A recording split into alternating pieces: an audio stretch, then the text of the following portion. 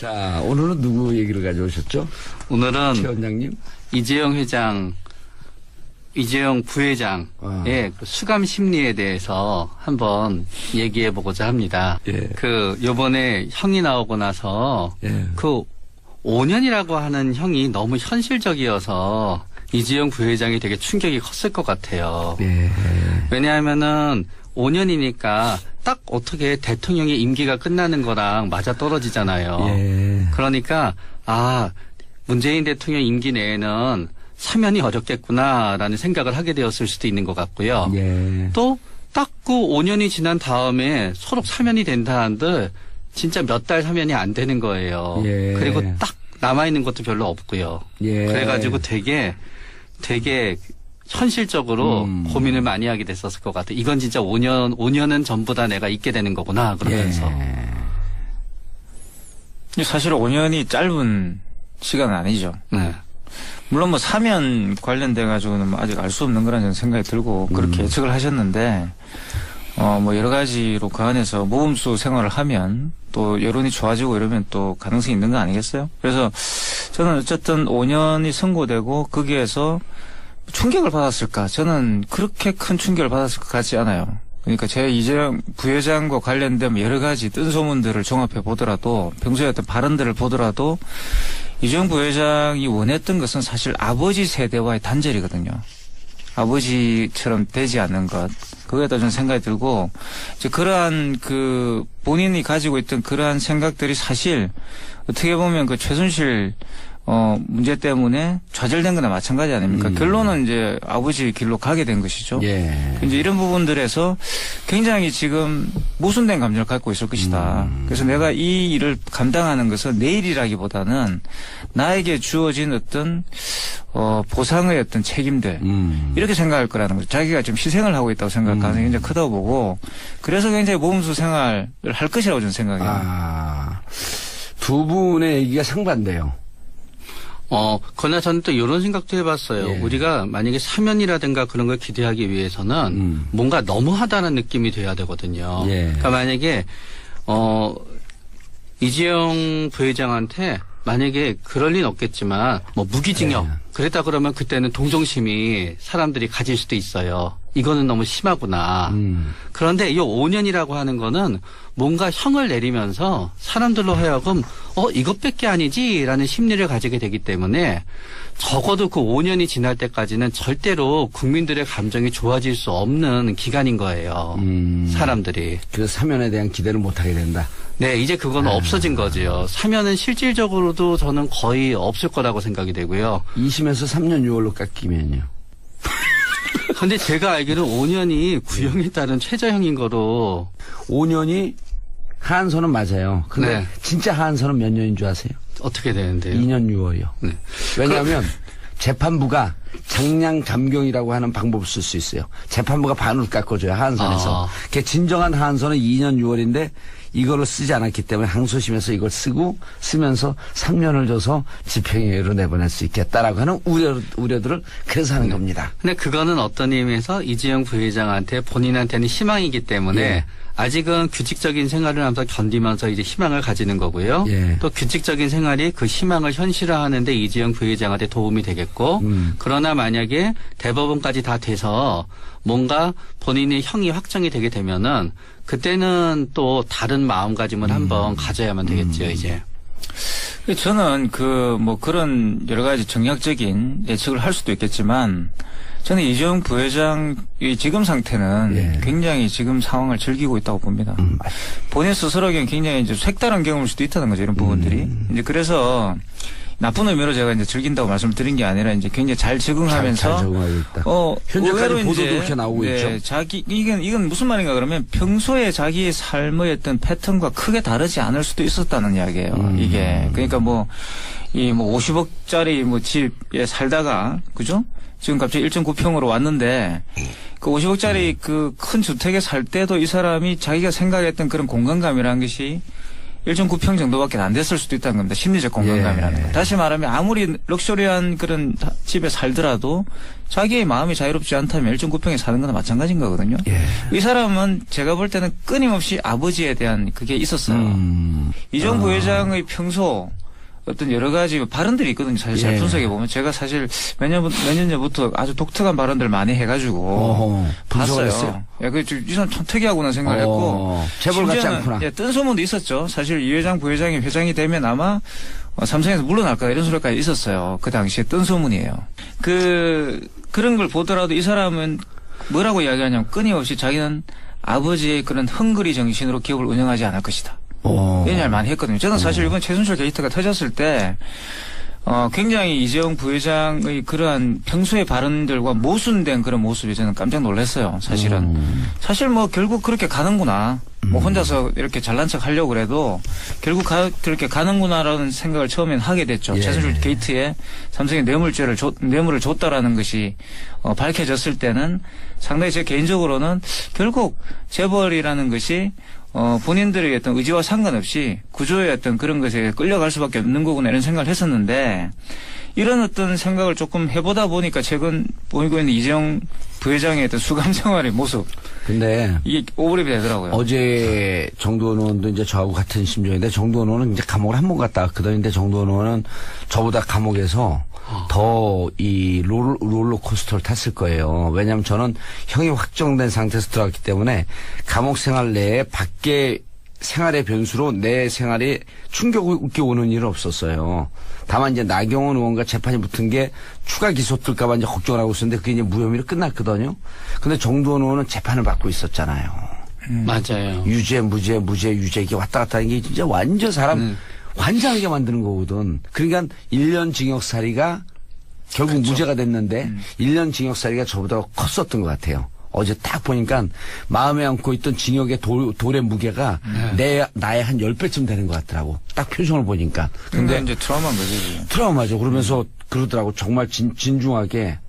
아유, 전체형으로 봐갖고는, 뭐 너무 약하게 나온 거 아니냐라고 하는 얘기를 하고 싶지만 막상 감옥을 살아본 심정에서 5년은 길지 않은 세월이기 때문에 뭐라고 얘기할 수 없습니다. 이러면서 조용히 싹 빠지더라고. 근데 그렇게 징역은 사실 고통스러워. 어제 이재용 부회장도 그랬대잖아요. 교도관과 생활지도계 교도관과 면담에서 오면 충격 때문에 교도소에서 무슨 사고가 발생할까봐 이렇게 형을 받고 오면 이런 VIP들은 요주 인물이죠.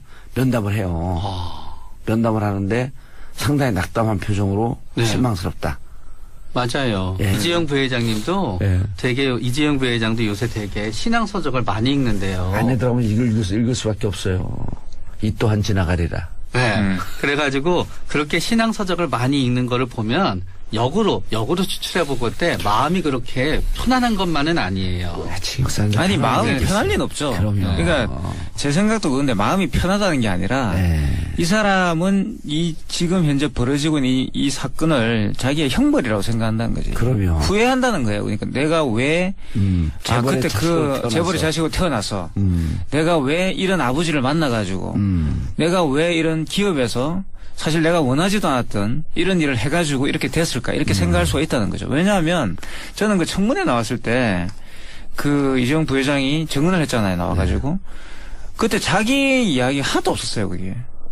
그러니까 그 표정이나 완전히 아바타 같았잖아요. 그러니까 말하는 방식이나 심지어는 그 말 몇 마디 하고 거기에서 어떤 표정을 짓고까지도 저는 다 미리 사전에 시나리오를 만들어가지고 짜가지고 나온 것 같았거든요. 제가 봤을 때는. 그렇게 했죠. 다 준비해갖고 변호사들. 저는 그런 것들도 보면은 굉장히 자기의 어떤 자아가 박탈되어 있는 상태잖아요. 그러니까 이재용 부회장은 계속 그렇게 살아왔을 거라는 거죠. 나는 내가 어디 있을까?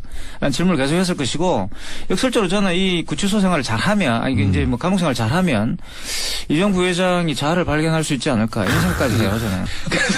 저는 그래서 이재용 부회장은 감옥 스테이를 하고 있다는 생각이 들어요. 감옥 스테이. 다시 말하면 약간 템플 스테이처럼 지금 약간 서민 체험하고 있는 느낌일 것 같고, 오히려 이제 역설적으로 말한다면 물론 본인이 이제 자유가 없고 감옥에 갇혀 있고 그러니까 불편한 점도 있고 이걸 또 얼마 5년이나 해야 되나 이런 생각을 할 수도 있겠지만 또 한편으로는 의외로 이제 이런 것도 해볼 만하네 이런 생각을 할 수도 있다는 거죠. 그래서 이제 보충을 하면은 제가 볼 때 이재용 부회장이 감옥에서 그래도 잘 견디는 거는 일단 원래 좀 규칙적이었던 분이라는 느낌을 받아요. 아, 그리고 자기가 무척 그렇죠. 개인적으로 아주 자의식이 강하고 자기 생활을 자기가 직접 하려고 하는 그런 경향으로 많이 보이잖아요. 네. 네. 그리고 바른 생활맨이죠. 바른 쭉 생활맨. 보다가 보면은 이게 되게 수능적인 분이세요. 뭔가 하면 우리가 이제 심리 검사하면 MMPI라는 검사 이제 PD라는 지수가 있는데요. 네. 그 PD가 PD야, 얘네래, 여기요. MMPI라는 검사에 이제 MMPI. PD라는 지수가 있는데 PD가 70점 이상이면은 막 가만히 있질 못하고 충동적이고 조금만 이라도 화를 PD가? 내고. 네. 오. 근데 이제 PD가 한 60에서 65 정도면 상당히 적극적이에요. 오. 그러니까 감옥과 같이 본인의 활동을 제한하면 견디지를 못해요. 저는 PD가 몇 점쯤 나와요, 그럼? 좀 해보진 않았지만 낮진 않으실 것 같아요. 상당히 높을 것 그런데 같은데? 요 PD 점수가 40점 이하가 되잖아요. 네. 그러면 자발성이 굉장히 떨어지는 분이세요. 그럼 저 한 30점 될 것 같은데? 전 자발성이 없어야 해. 맞아요. 네. 맞아요. 그래가지고 끄떡끄떡 거리잖아요. 네. 밖에 있을 때 재벌의 회장으로 살 때는 또 거기에 맞춰서 굉장히 이제 수능하는 거예요. 부회장이었을 때는. 예. 그러나 그 수능이 사실 이제 문제를 만들었던 거예요. 왜냐하면 본인이 처음에 내가 저 지배구조의 정점에 오르게 되면은 내 의지를 관철할 거라라는 마음이 항상 있었지만 예. 막상 본인의 선택권이 있었을 때는 가신들의 조언을 따르다가 보니까 일이 이렇게 된 거고요. 예. 또 감옥의 교도소에 있으면서는 교도소의 규칙에 또 잘 순응하는 거예요. 그렇기 때문에 만약에 무슨 긍정적인 삶을 사시는 분이네. 어떤 점에서는 긍정적인 삶을 살아야 되지만 만약에 긍정적인 삶을 사는 거라고 할 수도 있지만 결국 선택의 기로에 있어서는 이분들의 어려움은 뭔가 하면은 모든 선택이 나의 선택이라고 하지 않게 되는 부분이 있기 때문에 객관적 상황에 맞춰가는.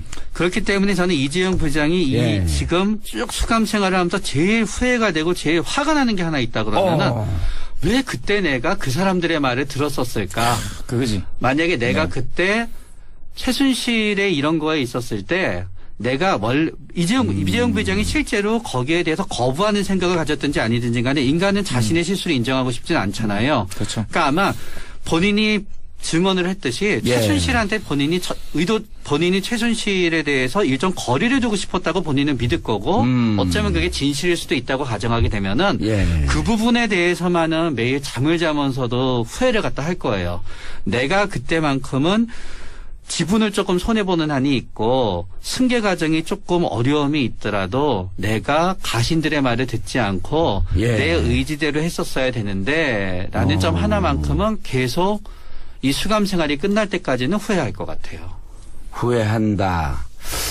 그거를 제 상황에 빗대보면 내가 그때 왜 검찰에 나갔을까? 검찰에 왜 BBK 이 문제를 당해서 하라 그랬을 때 왜 했을까? 왜 받아들였을까? 이런 후회가 돼야 되는 거거든요. 근데 저 같은 경우는 이 또한 운명이다 이렇게 받아들여지던데. 네. 그러나 또 그래서 제가 이 수능 점수가 그 PD 점수가 낮은 것 같아요. 맞아요. 예. 그러나 이재용 부회장도 아마 그렇게 후회를 하면서 또 이렇게 합리화를 할 거예요. 예. 결국은 이재용 부회장이 후계자가 된 이유 중에서는 이재용 부회장이 어떤 예. 굉장히 본인이 잘해서도 있을 수 있고 본인이 어떤 여러 가지 점이 있을 수 있지만 결국은 그 아버지가 보기에 이재용 부회장이 굉장히 수능적이었기 때문에 이게 주어진 거였거든요. 예. 그러고 나서 결국은 아버지가 정해놓은 어떤 후계에 대한 구도를 갖다 받아들임으로 인해서 최소 비용에 최대의 많은 지분을 받을 수 있는 구조를 본인이 크게 받아들였기 때문에 본인이 후계자가 된 거지. 예. 만약에 그거를 그때부터 반대를 하고 자기 뜻을 내세우게 되었으면은 후계자에게는 좀 더 어려워졌겠지요. 그렇기 때문에 결국 이거는 동전의 앞뒷면 같이 또 본인도 그렇게 생각하다가 그때는 그럴 수밖에 없었어라고 생각하겠지요. 그래서 그 생각이 계속 왔다 갔다 할 거예요. 예. 내가 왜 그때 그랬을까 하다가 큰 그림을 보면 그때는 그럴 수밖에 없었어. 내가 또 왜 그랬을까 하다가 큰 그림을 보면은 그때 그럴 수밖에 없었어. 하다가 보니까 그 괴로운 감정을 갖다 부정하기 위해서는 내가 이 감옥 생활이 괴로운 게 아니야라고 스스로 자기가 예. 자기를 갖다 일종의 속이고 혹은 밀어붙여야 되거든요. 예. 그러기 위해서는 수감 생활을 더 잘해야만 되고 잘하는 모습을 남에게 보이면서 그 모습을 자신한테 투영하면서 이거를 견디고 있는 걸지도 몰라요. 결국 이게 이제 그 오너 경영의 문제점이죠. 그러니까 이제 이건희 부회장 같은 아니 경우 이건희 부회장이 아니라 이재용 부회장이요. 아, 참, 이재용 이건희는- 부회장이 심리로 가자니까. 아니 이제 이건희 이재용 장 헷갈리는데 어쨌든 이재용 부회장 예. 물론 이건희 회장 또 사실은 뭐 한때 부회장이었잖아요. 예. 그러니까 그 앞에는 이병철이라는 또 그죠. 어마어마한 산이 있었던 거고 사실 이건희 회장 같은 경우도 이병철 그 자기 아버지에 대해서 그렇게 호락호락한 그 아들은 아니었어요. 그런데 이제 어떻게 보면 이런 오너 경영을 유지하기 위해서 결국 이재용 부회장 같은 경우도 최순실 게이트에 가담한 거나 마찬가지 아닙니까? 결론적으로 말한다면 이재용 부회장 같은 경우 삼성을 뭐 최연료 기업 또는 뭐 제대로 된 기업으로 만들고 싶다 이런 이야기를 했지만 평소에 결론적으로는 그 오너 경영에서의 그 지분을 확보하기 위해서 결국 최순실의 손을 잡을 수밖에 없었다는 거죠. 이게 어떻게 보면 이재용 부회장의 문제이기도 하지만 동시에 오너 경영이 가지고 있는 어떤 한계 같은 걸 보여주는 상황이라고 저는 봐요. 그러니까 기업을 제대로 만들어 보겠다고 했던 사람이 왜 자기가 그렇도록 싫어했던 아버지의 길을 갈 수밖에 없었던가. 예. 이게 저는 이 사건의 이야기에 저는 교훈이라는 생각이 들어요. 저는 요거 보고 있으면은 예. 영화 인셉션이 또 생각이 날 때가 있어요. 예.